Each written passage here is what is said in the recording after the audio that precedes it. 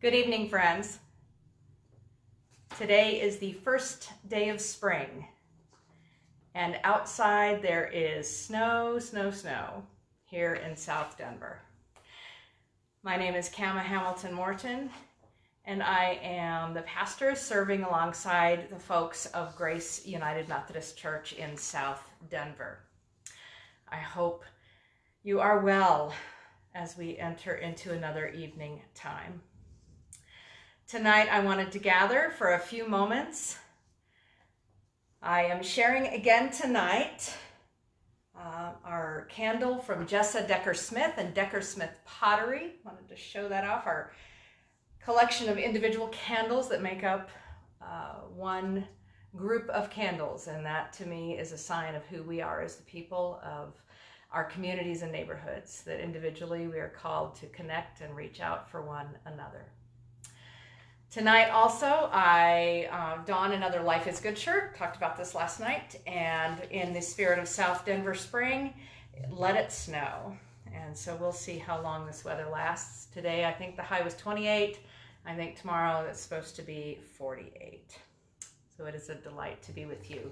I'd like to begin, as we did last night, with an exercise of deep breathing. And as I listened to what I shared last night, I said that I had gone to yoga 3 times, and what I meant to say is 3 quarters of college, not three individual classes. But regardless, I am certainly not perfect when I'm on Facebook Live, that is for sure. And so we're going to pause and breathe deeply. 4 counts in and 4 counts out, and we're going to do that twice. So let's take a deep breath.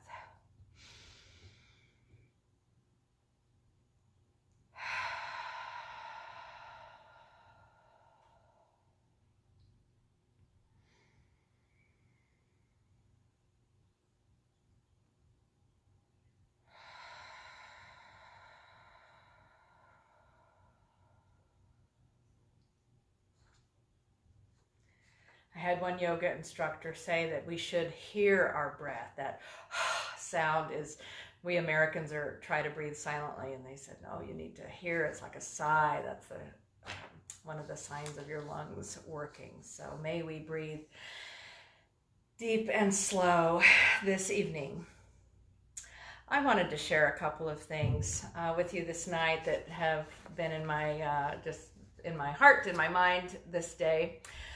First of all, another little chorus, and it is very simple. When I was growing up in Montana, there was a group of 4 Methodist laymen, people who grew up. They attended a Rocky Mountain College in Billings, a United Methodist College. They were active in church and life and in community and government service, giving back their lives to the greater good and the greater community. And they had come together over years with a satire and music, poetry group, and they ended up calling themselves the Montana Logging and Ballet Company. So you can Google it. I'm going to put resource on this post after it's posted. Montana Logging and Ballet Company, and yes, it is as ridiculous as it sounds. And yet, they bring that to life they would have performances around the state and around the country. They performed for our global general conference session of the United Methodist Church and elsewhere. Tonight, they had a song that's one of Steve Garnaas-Holmes' songs, I believe, that I just want to take the chorus from. And it's called Oh Be Gentle, and I'm going to post the link to this so you can hear the whole thing. But the chorus is something that is like a mantra inside of me, and it's just simply this. In all our living, may we be gentle. So what is dear to us may also live. In all our living, may we be gentle. So what is dear to us may also live. In all our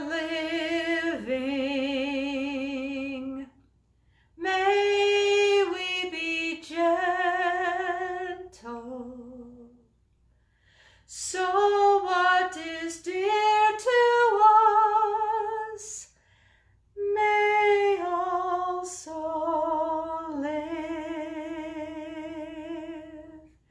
In all our living may we be gentle, so what is dear to us may also live.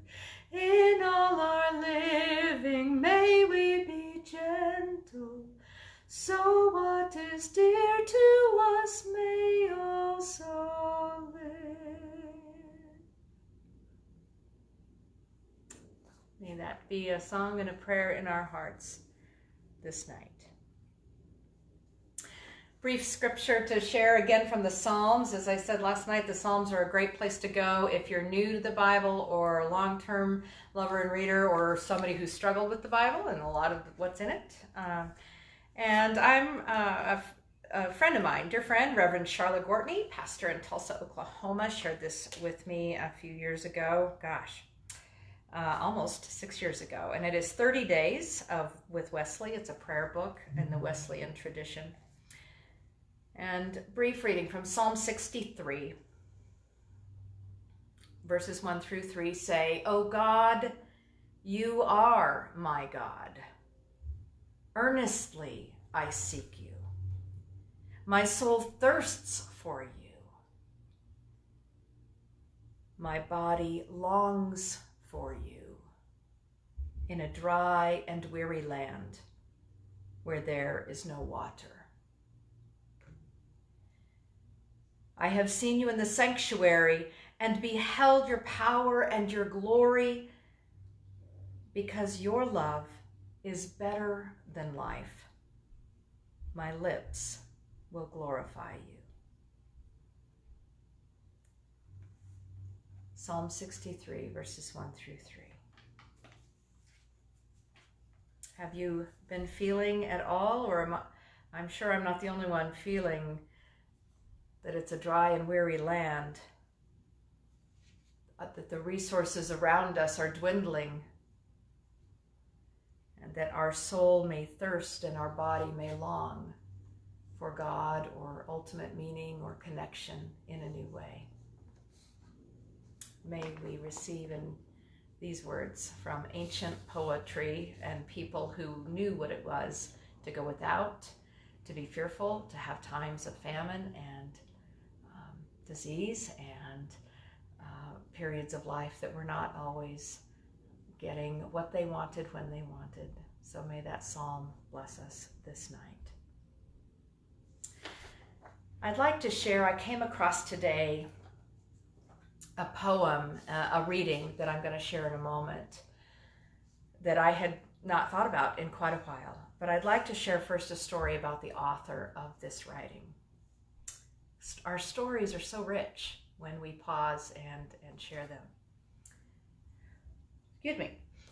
And so this author's name is Max Ehrmann. Max Ehrmann was a scholar, was a poet. He was born in Terre Haute, Indiana in September 1872. He was the youngest of five children of German immigrants. He graduated from DePauw University in 1894, and then he studied law and philosophy at Harvard University. After being a lawyer for several years, he went to work in his family's business, and after 10 years in the business world, he retired so that he could devote his time to his literary work. Toward the end of his life, in an interview, he told a writer, "At DePauw, I contracted a disease which I have never shaken off. The disease was idealism. I took it to Harvard with me, where I studied philosophy. And because of it, I did the thing in life I wanted to do, writing." During his life, Max Ehrmann contributed great thoughts to our literary lexicons, blending the magic of words and wisdom with his observations of the world.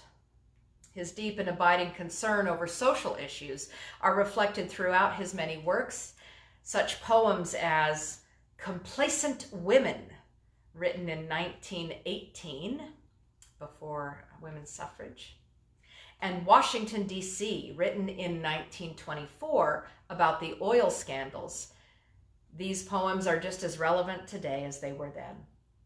He searched endlessly for spiritual enlightenment and contentment, often turning to nature in his poetry. His poem, The Noise of the City and Away, expresses this yearning. His philosophical writings are a search for social truth and peace, messages that are as needed today. Max Ehrmann wrote many poems, but none were well known until after his death. They have been collected into several books. He died on September 9th, 1945, leaving his widow, Bertha K. Ehrmann, who wrote his biography in 1951. I would like to share one of his two most famous poems, Desiderata. And I had to look up what this word meant. I've seen it throughout my life on posters and in different places. I actually, on the post that I forwarded as I read across this today, one person said, my dad and brother memorized this, and I realized it was hung over the toilet. And somebody else said it was hung on the wall of the bedroom. So this poem was widely spread for many. But it's a word that desideratum means something that is needed or wanted. So what I'm going to be reading is a poem that's the plural of that, desiderata, things that are needed or wanted. So hear these words from Max.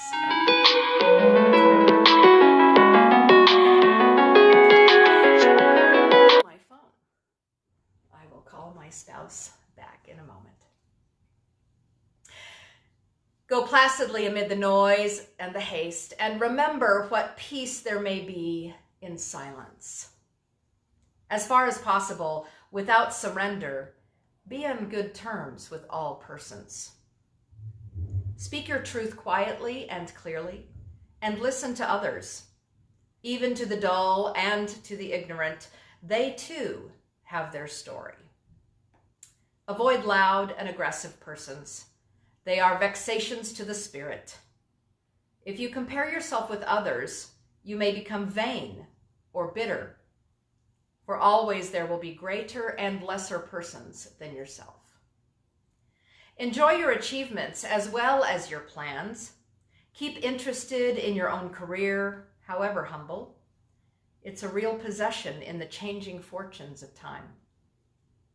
Exercise caution in your business affairs, for the world is full of trickery. But let this not blind you to what virtue there is. Many persons strive for high ideals, and everywhere life is full of heroism. Be yourself. Especially, do not feign affection. Neither be cynical about love, for in the face of all aridity and disenchantment, it is as perennial as the grass. Take kindly the counsel of the years, gracefully surrendering the things of youth. Nurture strength of spirit to shield you in sudden misfortune, but do not distress yourself with dark imaginings. Many fears are born of fatigue and loneliness. Beyond a wholesome discipline, be gentle with yourself. You are a child of the universe, no less than the trees and the stars. You have a right to be here.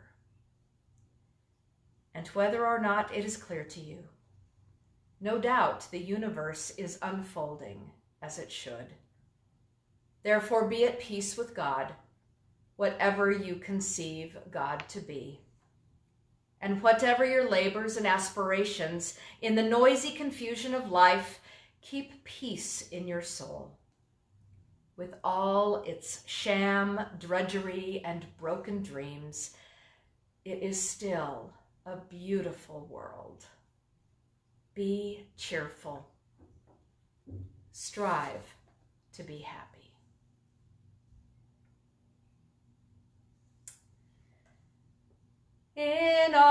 our living, may we be gentle. So what is dear to us may also live. In all our living, may we be gentle. So what is dear to us may also live.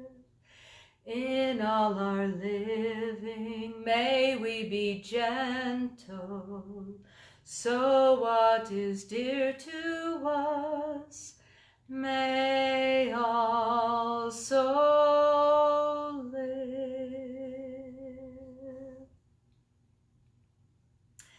May the God of the universe, however you conceive that God to be, hold you this night.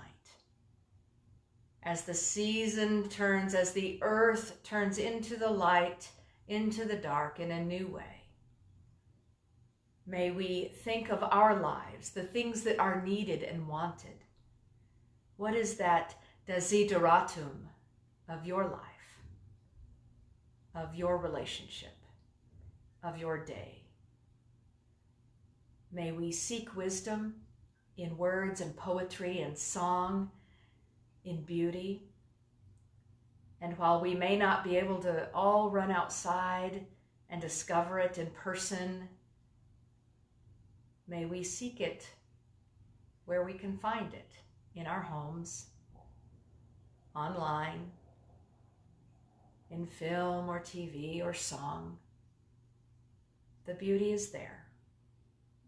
And as Max Ehrmann invites us to dig a little deeper, may we be gentle with ourselves and with others, so that those things, those people, those circumstances that are dear to us, in our living, if we are gentle, they may also live. Love and prayers and light for those who are suffering this night, for those who are fearful, for those who may be alone or isolated. May we be a light to those around us and to the world.